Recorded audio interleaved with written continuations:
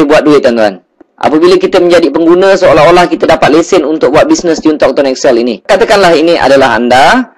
Jika anda berjaya jual sekeping SIM card ini pada orang lain, anda akan dapat RM20. Okey. Kalau anda dapat jual pada 2 orang, dapatlah RM40. Jual 3 orang, dapatlah RM60 dan seterusnya.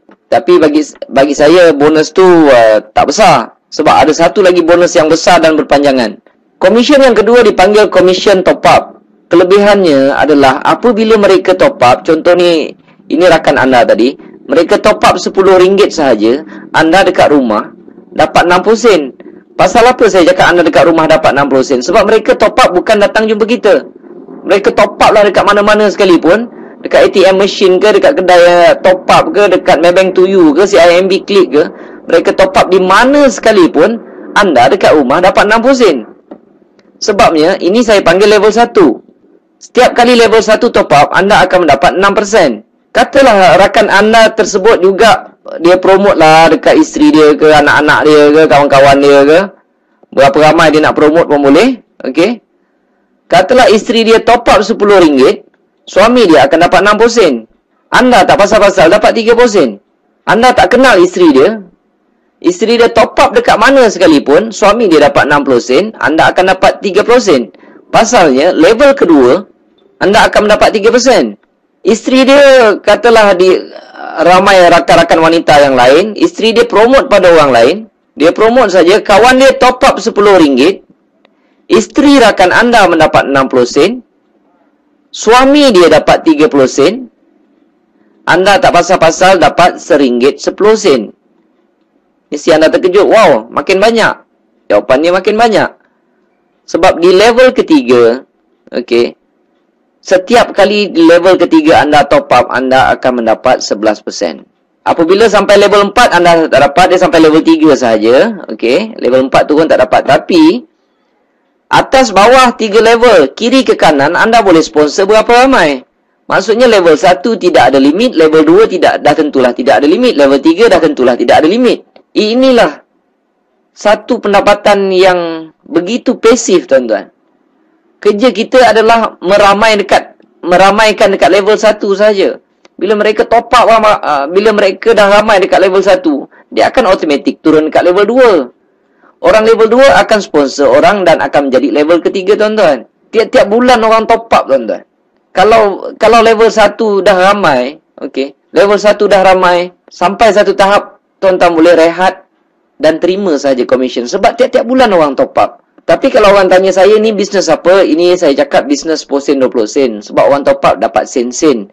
Tetapi dia akan pergi volume, tuan-tuan. Kalau banyak-banyak lah kita dapat. Kalau sikit-sikit lah kita dapat. Tapi biasanya kalau seorang tu pakai SIM card tersebut selama 2 tahun ke 5 tahun ke 10 tahun, selama itulah kita akan mendapat komisen daripada mereka. Dan komisen-komisen ini akan dimasukkan pada 21 hari bulan setiap bulan. Selagi ada orang top up, selagi itulah tuan-tuan akan dapat komisen. Okey. Saya buat bisnes ini pada bulan Julai 2010. Komisen pertama saya tak banyak, tuan-tuan. Dapat sikit. Lebih kurang bisnes 10 sen, 20 sen dengan modal RM80, dia memang patut dapat sikit. Dia memang tak patut dapat banyak. Sebab modal RM80, kita dapat airtime RM30. RM30 tu pun kita dah habiskan untuk telefon. Dan kerja saya hanyalah promote dekat level 1. Saya buat bisnes ini selama 2 tahun. Saya promote dekat level 1. Saya ada lebih kurang dalam 400 orang. 400 orang. Saya tak tahu berapa ramai dekat level 2 dan saya tak tahu berapa ramai dekat level 3. Sebab mereka ada network mereka sendiri. Mereka akan cari sendiri. 2 tahun saya buat bisnes ini, saya letih. Saya tak promote orang lagi di level 1. Nanti saya akan tunjukkan apa jadi dengan komisen yang saya perolehi. Bulan pertama saya dapat hampir RM60. Tak banyak, tuan-tuan. Okey. Julai 2010. Ogos dapat naik 500 lebih. September naik. Dan saya perhatikan komisen saya semakin naik. Dan apabila sampai Julai 2012, komisen saya hampir 13,400. Siapa nak bagi, tuan-tuan? Orang top up, kita dapat. Orang top up, kita dapat. Orang top up, kita dapat. Dan selepas itu, saya berhenti menaja orang. Saya lihat komisen saya tak reti berhenti, tuan-tuan. Ikut logik dia memang logik lah. Kalau saya stop promote dekat level 1, orang level 1 tak akan stop untuk promote di level 2. Mereka pun nak dapat komisen yang besar. Orang di level 2 akan promote untuk besarkan network mereka. Secara automatik akan jadi level 3 kita.